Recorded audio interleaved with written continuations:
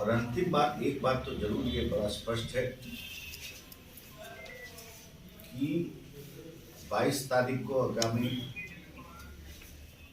जो रामलला अयोध्या आ रहे हैं उसके प्रति गांव गांव में, देहात देहात में जो लोगों में उत्साह कि क्या नवादा, क्या गया, क्या देश का कोई कोना हो,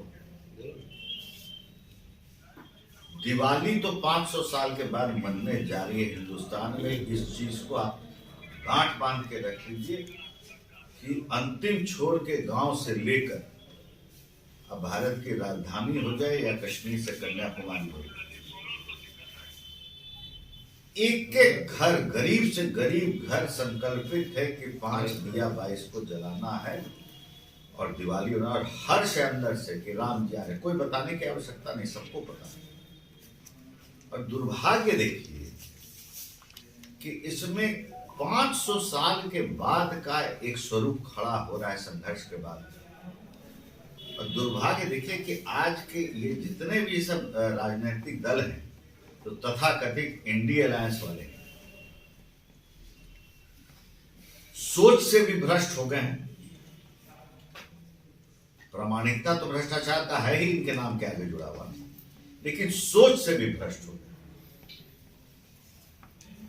भ्रष्ट इसलिए हम बोल रहे हैं, बैंक्रप्सी हम नहीं बोल रहे हैं, हम दिवालियापन भी बोल सकते थे, लेकिन मेरा मानना है कि ये भ्रष्ट सोच का ही उदाहरण है कि जिस तरह के इन लोग के रिएक्शन सब जगह है, चाहे वो डीएमके का नेता हो, चाहे तेजस्वी हो, चाहे वो स्वामी प्रसाद मौर्य हो, चाहे उनका शिक्षा मंत्री हो,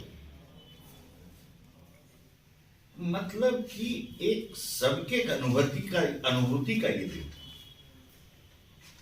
अब जब नेपाल से जो है वहां अनुभूति हो रही है, तो सामान्य एक रहता है, एक दिन का आ रहे हैं तो आ रहे हैं।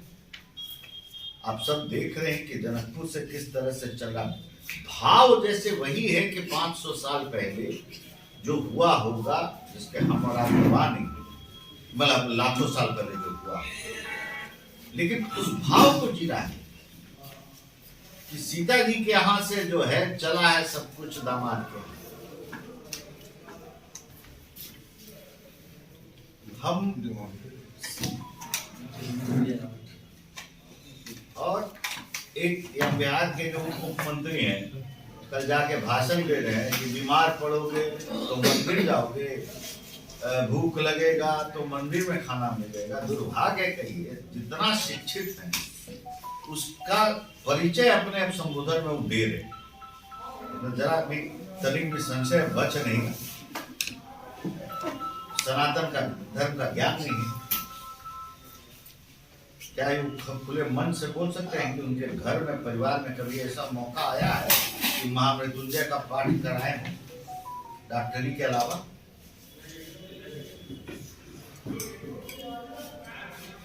अरे तो जिंदगी का हिस्सा है, लेकिन अब जाने दीजिए, विनाशकाली विपरीत बुद्धि बहुत कुछ कर नहीं सकते हैं। बिहार के और भारत की जनता बड़ा प्यार से इन लोग को सुन रही है। ऐसे ही भगवान इन लोग को चलाते रहें और ऐसा ऐसा लोग बनते रहें। तो जन्म कुंडली अध्ययन करने की जरूरत नहीं है, पूरे हिंदुस्तान के पास जन्म कुंडली रहेगा। सर, नवादा में सीता के निवासन स्थली है, उसके साथ जहाँ रही। जी जी, तो राम जी आ रहे हैं, उनका तो दिन बदल रहा है, तो सीता जी ऐसे ही रहेंगे? ऐसे क्यों नहीं, और राम जी आ रहे हैं, बिना सीता का तो राम का कोई बात होगी नहीं, बिना सीता के नहीं, और लवकुश के साथ बिना भी जो है पूरा परिपूर्ण तो होगा नहीं। देखिए है क्या, एक बात तो आप समझिए, ये संघर्ष दूसरा है बिहार में। अगर रिलीजियस टूरिज्म, धार्मिक पर्यटन की बात अगर हो तो सेक्युलर नॉन सेक्युलर में चला जाता है, तो सोच तो यहीं तो मर गया।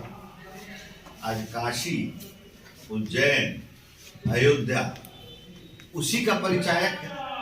क्या होने जा रहा है, पूरी अर्थव्यवस्था बदलते जा रही है। बिहार देश के किसी भी राज्य से ज्यादा प्रतिभा रखता है इस क्षेत्र में। किसी भी राज्य, सीतामढ़ी है, लवकुश का स्थान आपको यहाँ पर है, जैन का है, बुद्ध धर्म का है, क्या नहीं। आप विश्वास नहीं करेंगे, हरिहरनाथ है, भारत का अलौकिक स्थान है, और वहां पे हरिहरनाथ से 200 मीटर की दूरी पर भारत का दूसरा दक्षिणेश्वर काली है, आप नहीं जानते। दक्षिणेश्वर काली कलकत्ता को लोग जानता है, बंगाल को जानता है, देश में सिर्फ 2 ऐसे। लेकिन यहाँ कोई बात है, आनंद फानंद में चुनाव आ रहा है तो बिहार सरकार दौड़ के 25 दिन पहले गई है सीतामढ़ी में कि हम ये योजना ला रहे हैं, वो योजना। जरासंध के द्वारा आपको गौरी शंकर मंदिर जो है बैकटपुर का स्थापित किया। खुद नीतीश जी पूरे बचपन से लेके अभी तक पूजा वहीं की है। क्या किया वहां का रास्ता मैं अपने फंड से बनवा रहा हूं, नहीं तो इतने में लोग डूब डूब के जाते हैं दर्शन करने। और एक शिवलिंग में 12,000 शिवलिंग, कब के काल का ये सब। तो धार्मिक पर्यटन का बिहार में से ज्यादा क्षमता क्या है, लेकिन उसके लिए सोच होना चाहिए। उत्तर प्रदेश में सोच आ चुका है, इसलिए अयोध्या का जो जगमगार आप देख रहे हैं कि काशी का क्या हाल है। इसलिए इस पूरे कुंठित सोच से बाहर निकलना पड़ेगा, और जो सेक्टर हो सकता है राज्य के प्रगति के लिए, इस सब पे हाथ देना पड़ेगा। आप बताइए, हिंदू धर्म का अंतिम पड़ाव गया जी है कि और कोई? गया कितना विकसित हुआ, काशी तो बदल गया, जो मानव जीवन का सबसे पुराना सिविलाइजेशन का शहर, तो गया तो कोई उससे बहुत परे तो है। क्या प्रयोग देख रहे हैं। इसलिए बिहार के लिए तो 24 संवाद है, 25 निश्चय। लेकिन एक सवाल होगा विवेक जी, आपने कहा तेजस्वी पे भी आपने सवाल किया। तेजस्वी अभी कुछ देर पहले ये कह रहे हैं कि हम लोग काम करते हैं, हम वैकेंसी ला रहे हैं, हम शिक्षकों की बहाली कर रहे हैं, और इन सब बातों से हम लोग को कोई लेना देना नहीं है, पहली बात। दूसरी, क्या जो राम मंदिर का जो एक बड़ा कह सकते हैं कि आयोजन होने जा रहा है, क्या मुख्यमंत्री नीतीश कुमार, लालू प्रसाद यादव, इन लोग को भी न्योता आप लोग दे रहे हैं कि वो न्योता हम लोग नहीं दे रहे। पहली बात, राम जन्मभूमि ट्रस्ट दे रहा है, उसकी सूची है, उसका एक मापदंड है जिसके तहत उन लोग देते हैं, हम लोग नहीं दे रहे, पहली बात। दूसरी बात, तेजस्वी जो कह रहे हैं अपने चचा का भाषा कि हम लोग काम करते हैं, क्या क्या काम करते हैं वो तो पूरा बिहार देख ही रहा है। ये सारे जो नौकरी जो है ये तो पहले से ही चयनित हुए हुए, उसको स्वरूप अभी खड़ा कर रहा है ईयरमार्क करके, जो है कभी विज्ञापन।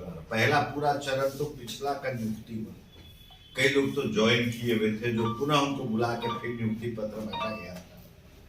तो ये बात नहीं ना है। टीचर बहाल, देखिए एक चीज बात को समझिए, सिस्टम कोलैप्स क्यों करता है।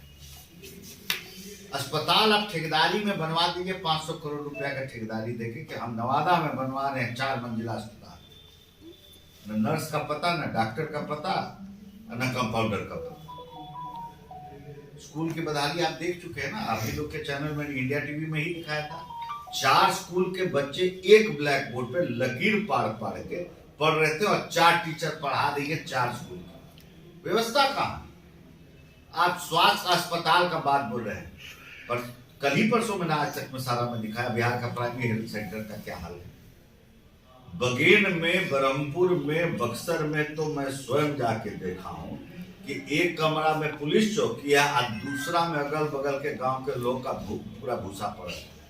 तो 2025 के निश्चय में सब शामिल रहेगा आप लोगों का? 2025 के निश्चय में बिहार परिवर्तन का रहेगा संकल्प। कौन कौन सा सेक्टर मुख्य रूप से? सेक्टर तो बहुत रहेगा, वो आप आने दीजिए 25 के पहले बजाते आपको जो है वो संकल्प पत्र आपको दिया जाएगा।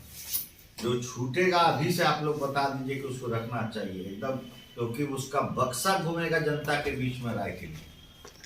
अच्छा, संक्रांत के बाद कुछ नया भी होगा कि सियासत, बिहार की सियासत में बड़ा हलचल हुआ पड़ा, जिस तरह से ललन सिंह राष्ट्रीय अध्यक्ष से हट गए हैं और कई सारे प्रकरण अभी पॉलिटिकल चल रहे हैं बिहार में, ऐसे में क्या नीतीश कुमार जी अगर कुछ यू टर्न लेते हैं तो कुछ कहेंगे इस पे? देखिए उन लोग का अपना मामला है, बीजेपी को तो कोई लेना देना है नहीं। उनकी पार्टी के एक अध्यक्ष गए, दूसरे अध्यक्ष बने, उनकी पार्टी का टूट होना नहीं होना इसकी चर्चा, तो उस गठबंधन का चीज है, उन लोग से पूछिए कि क्या है। उनका सवाल था कि मतलब बीजेपी के साथ कुछ संबंध खिचड़ी पक रहा डेवलप है, हुआ है कि थोड़ा नहीं हुआ है? खिचड़ी पूछ रहा है। नहीं कुछ हमारा कहना था कि वो उनके गठबंधन का विषय है, उनसे पूछिए।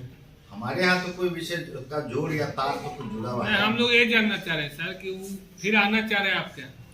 फिर लेंगे या नहीं, दरवाजा बंद रखेंगे।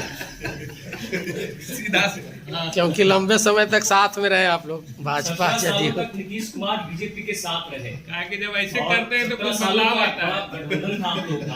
आपको क्या लग रहा है कि अगर बीजेपी तैयार रहती तो 5 दिन में पटकथा समाप्त होता कि अभी चलते रहते? कोई लेना देना नहीं है, हम बहुत आगे बीजेपी बढ़ चुकी है। क्या बोले कि बीजेपी को ढो रहे थे नीतीश से, नीतीश को बीजेपी। 24 में भी जनता नरेंद्र मोदी को बिहार से प्रचंड रूप से बहुमत देगी और 25 में भाजपा की अगुवाई की सरकार बनेगी। इसी लाइन पे हम लोग काम कर रहे हैं और आगे बढ़ रहे हैं।